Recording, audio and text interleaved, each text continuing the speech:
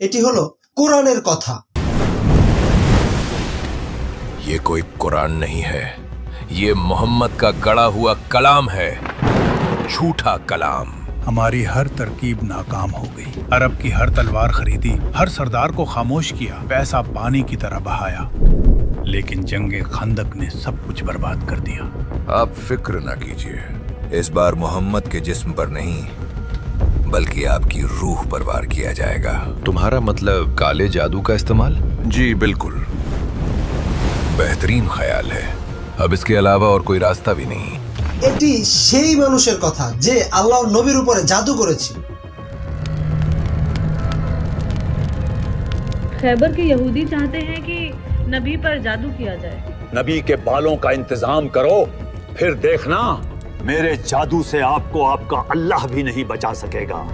लोग कहते हैं कि अहमद से अल्लाह बात करता है। मैंने भी यही सुना है। अच्छा है, आपके अल्लाह को भी पता चल जाएगा कि मैं वो बला हूँ जिसकी फूंक इंसान को राख में बदल देती है। খায়বারের ইহুদিরা চেয়েছিল যেন নবীর উপরে জাদু করা হয়।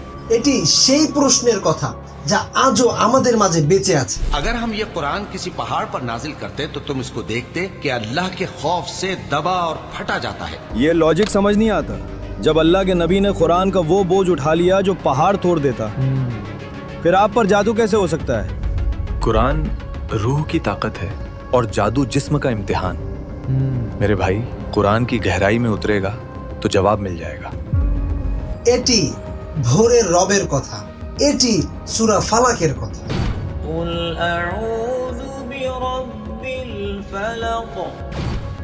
সূরা ইখলাস অর্থাৎ কুল হুয়াল্লাহু আহাদ, এই সূরাটি যদি আল্লাহর পরিচয় হয় তাহলে সূরা ফালাক এটি হলো অতিরিক্ত দুশ্চিন্তা এবং উদ্বেগের চিকিৎসা।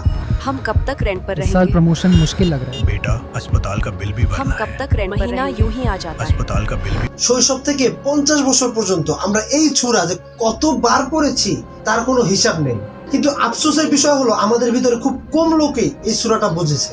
সূরা ফালাক নাজিল হওয়ার পিছনে কারণ কি, আর এই সূরা আমাদেরকে কি এমন জিনিস শেখায় যার মাধ্যমে আমরা খুব সহজেই বুঝতে পারি যে আমরা জেনে বা না জেনে আল্লাহর দেখানো পথের বিপরীতে শয়তানের পথে চলছি কিনা, এবং কিভাবে আল্লাহর সুরক্ষায় থাকা সত্ত্বেও নবী করিম সাল্লাল্লাহু আলাইহি ওয়াসাল্লামের উপর কালো জাদুর প্রভাব পড়েছিল।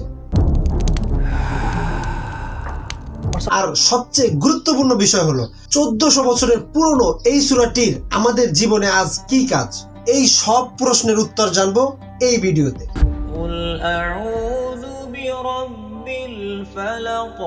من شر ما خلق ومن شر غاسق إذا وقب।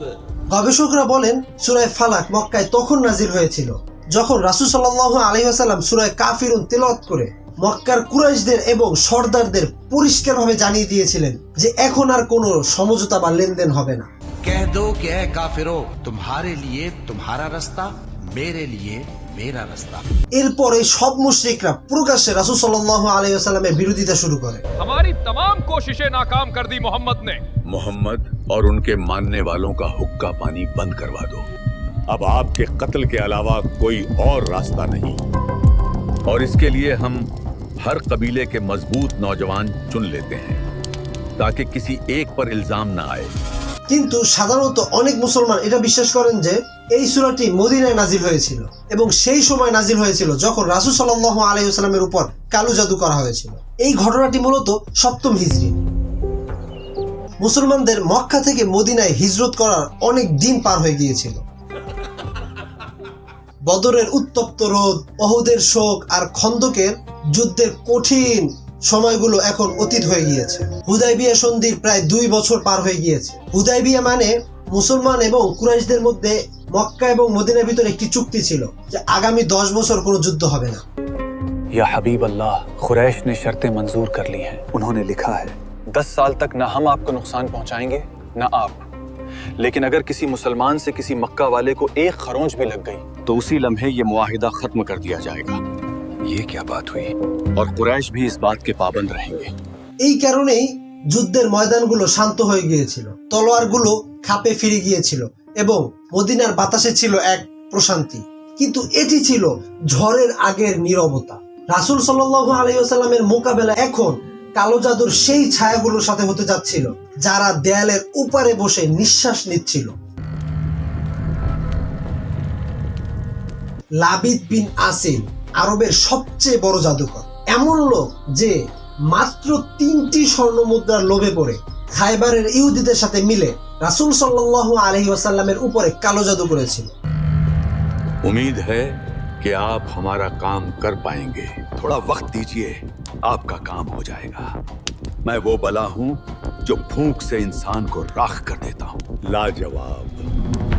এই ইহুদিরা বুঝতে পেরেছিল যে রাসূল সাল্লাল্লাহু আলাইহি ওয়াসাল্লামকে দিনের আলোয় হারানো প্রায় অসম্ভব, আর এই কারণেই তারা লাবিদ বিন আসিমের সাথে চুক্তি করেছিল। বইগুলোতে এটিও উল্লেখ আছে যে এই কাজে শুধু লাবিদ একা ছিল না, বরং তার কন্যা, তার স্ত্রীরা তার সাথে যুক্ত ছিল। এই মহিলারা রাসূল সাল্লাল্লাহু আলাইহি ওয়াসাল্লামের চিরুনি এবং কিছু পবিত্র চুল এক ইহুদি বালকের সাহায্যে পেয়ে গিয়েছিল। সেই ইহুদি বালকটি আসলে রাসূল সাল্লাল্লাহু আলাইহি ওয়াসাল্লামের ওখানে কাজ করত এবং সে কিছু স্বর্ণ মুদ্রার লোভে পড়ে সে রাসূল সাল্লাল্লাহু আলাইহি ওয়াসাল্লামের চিরুনি তাদের হাতে তুলে দিয়েছিল। চিরুনি এবং চুল হাতে পাওয়ার পর এই মহিলারা রাসূল সাল্লাল্লাহু আলাইহি ওয়াসাল্লামের উপর জাদু করা শুরু করে দেয়।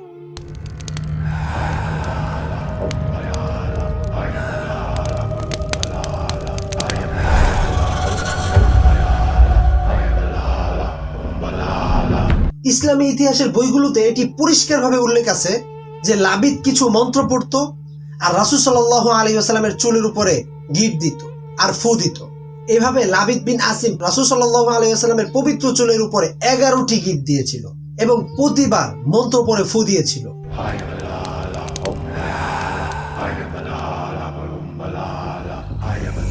এরপর সেই কালো রাত্রিতে লাবিদ রাসূল সাল্লাল্লাহু আলাইহি ওয়াসাল্লামের চিরুনি এবং এই চুলগুলো একটি ভারী পাথরের সাথে বেঁধে বীরে জারওয়ান নামক এক নির্জন কুয়ার ভিতরে ফেলে দেয়। मोहम्मद, अब आपका अल्लाह भी आपको बचा नहीं पाएगा। ये लबीद का जादू है जिसकी फूंक इंसान को राख कर देती है।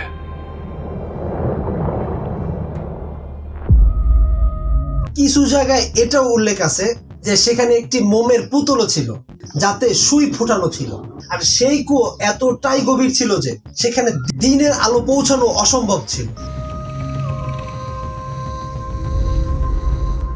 ধীরে ধীরে সময় কাটতে লাগলো। রাসূল সাল্লাল্লাহু আলাইহি ওয়াসাল্লামের উপরে এই জাদুর প্রভাব পরিপূর্ণভাবে পড়তে প্রায় 1 বছর সময় লেগেছিল। এই জাদুর প্রভাব রাসূল সাল্লাল্লাহু আলাইহি ওয়াসাল্লামের উপর এমন হয়েছিল যে রাসূল সাল্লাল্লাহু আলাইহি ওয়াসাল্লাম সবসময় নিজের উপর একটি বড় বোঝা অনুভব করতেন। রাসূল সাল্লাল্লাহু আলাইহি ওয়াসাল্লামের মনে হতো তিনি কোনো কাজ করছেন, কিন্তু পরে দেখতেন যে না, সেটি করা হয়নি। রাসূল সাল্লাল্লাহু আলাইহি ওয়াসাল্লামের শরীরের মধ্যে সবসময় একটি অস্থিরতা কাজ করতেছিল। আর এই জাদু রাসূল সাল্লাল্লাহু আলাইহি ওয়াসাল্লামের ব্যক্তি জীবনে অনেক প্রভাব ফেলেছিল, অর্থাৎ দ্বীনের কোনো কাজে প্রভাব ফেলতে পারেনি। কারণ ইতিহাসের কোনো বইতে বা হাদিসের কোনো কিতাবে আমরা এমন কোনো বর্ণনা পাই নাই যাতে বোঝা যায় যে রাসূল সাল্লাল্লাহু আলাইহি ওয়াসাল্লাম জাদুর প্রভাবে কখনো কোরআন ভুল পড়েছে বা নামাজ পড়তে ভুলে গিয়েছিলেন কিংবা কোনো সূরার ভুল অর্থ বলেছেন। না, এরকম মোটেও হয়নি। কারণ এমনটি হলে পুরো আরবে হইচই লেগে যেত। মুশরিকরা অভিযোগ করত যে আপনাকে কোনো শক্তি হারাতে না পারলেও এক জাদুকরের কালো জাদু আপনাকে হারিয়ে দিয়েছে। আর সেই প্রভাবও এমন পর্যায়ে ছিল না যা রাসূল সাল্লাল্লাহু আলাইহি ওয়াসাল্লামের পবিত্রতাকে এবং নির্ভরযোগ্যতাকে ক্ষুণ্ণ করে, কারণ অন্য কেউ এটি টেরই পায়নি। আল্লাহ তাআলা এই জাদুর প্রভাব থেকে রাসূল সাল্লাল্লাহু আলাইহি ওয়াসাল্লামের নবুয়ত এবং রিসালাতের দায়িত্বগুলোকে পরিপূর্ণভাবে সুরক্ষিত রেখেছেন। যদিও গবেষকরা এটি উল্লেখ করেন এবং অন্যান্য সাহাবীরাও এটি অনুভব করেছিলেন যে রাসূল সাল্লাল্লাহু আলাইহি ওয়াসাল্লাম ধীরে ধীরে শুকিয়ে যাচ্ছিলেন। উদ্বেগ আর বিষণ্ণতায় মানুষ যেভাবে সবসময় কোনো না কোনো চিন্তায় মগ্ন থাকেন, খাওয়া বা পান করার কোনো হুঁশ থাকে না, ঠিক তেমনই হয়েছিল রাসূল সাল্লাল্লাহু আলাইহি ওয়াসাল্লামের। একদিন রাসূল সাল্লাল্লাহু আলাইহি ওয়াসাল্লাম হযরত আয়েশা রাদিয়াল্লাহু তাআলা আনহার ঘরে বিশ্রাম নিচ্ছিলেন। তখন স্বপ্নে দেখলেন যে দুজন ফেরেশতা মানুষের ছদ্মবেশে একে অপরের সাথে কথা বলছিলেন। आपको क्या हुआ है? आप पर जादू किया गया है। किस चीज पर किया गया है?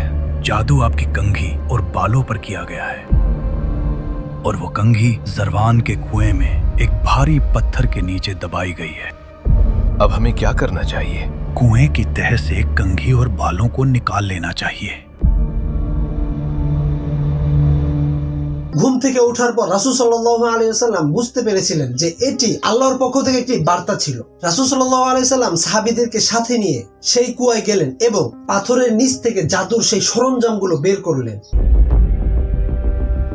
সেই মুহূর্তে জিবরাইল আলাইহিস সালাতু ওয়াস সালাম রাসূল সাল্লাল্লাহু আলাইহি ওয়াসাল্লামকে জানালেন যে এই চুলে 11টা গিট দেয়া হয়েছে, আপনি সূরা ফালাক এবং নাস পড়তে থাকেন এবং এই গিটগুলো খুলতে থাকেন। হে নবী, আপনি বলুন, আমি আশ্রয় প্রার্থনা করছি ভোরের রবে যা কিছু তিনি সৃষ্টি করেছেন তার অনিষ্টতা থেকে এবং গিটগুলোকে ফুদানকারী নারীর অনিষ্টতা और गंडों पर पढ़ पढ़ कर फूंकने वालियों की बुराई से। আপনি যখন সূরা ফালাক এবং সূরা নাস দেখবেন তখন বুঝতে পারবেন এই দুটি সূরা মিলে 11টি আয়াত রয়েছে। আপনি একটি করে আয়াত পড়বেন এবং একটি করে গিট খুলবেন। এভাবে পুরো চুল থেকে 11টি গিট সম্পূর্ণভাবে খুলে ফেলা হলো। যখন সব গিট খুলে গেল তখন রাসূল সাল্লাল্লাহু আলাইহি ওয়াসাল্লাম নিজেকে তেমন অনুভব করলেন যেন কেউ আপনাকে রশি দিয়ে বেঁধে রাখলো এবং আপনি হঠাৎ করে সেখান থেকে মুক্ত হয়ে গেলেন।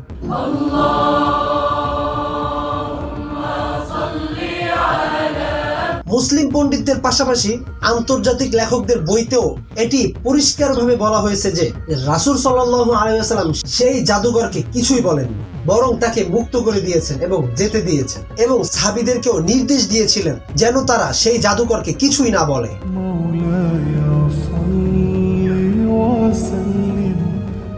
मेरी फूंक किसी को क्या जलाती ए हबीब अल्लाह, मैं तो खुद अपने गुरूर की आग में जलकर खाक हो चुका हूँ। এভাবে মানুষের মধ্যে একটি ধারণা তৈরি হয়েছিল যে এই সূরাটি মদিনায় নাজিল হয়েছে, কিন্তু আসলে তা নয়, বরং এই সূরাটি মক্কায় নাজিল হয়েছিল। ইসলামের প্রাথমিক যুগে যখন মুশরিকরা রাসূল সাল্লাল্লাহু আলাইহি ওয়াসাল্লামের প্রকাশ্যে বিরোধিতা শুরু করেছিল, कहा है मोहम्मद का वो अल्लाह जिसे किसी ने नहीं देखा, जो हमारे खुदाओं के सामने खड़े होने की जुर्रत कर सके। এটি ছিল সূরা ফালাক নাজিল হওয়ার পিছনে সম্পূর্ণ ঘটনা। চলুন এবার সহজভাবে এবং চমৎকারভাবে এই সূরাটি সম্পর্কে আরো বিস্তারিত জেনে আসি। अबू अरबा, वो सूरत तो सुनाओ जो नबी पर नाजिल हुई थी, क्यों नहीं? قل أعوذ برب الفلق من شر ما خلق ومن شر غاسق إذا وقب ومن شر النفاثات في العقد ومن شر حاسد إذا حسد। প্রথম আয়াতটি হলো কুল আউযু বিরাব্বিল ফালাক, বলুন আমি আশ্রয় প্রার্থনা করছি সেই ভোরের রবে। সম্পূর্ণ ইতিহাস জানার জন্য চ্যানেলটি এখনই সাবস্ক্রাইব করে বেল আইকন অন করে রাখুন, অতি শীঘ্রই আপলোড হয়ে যাবে ইনশাআল্লাহ।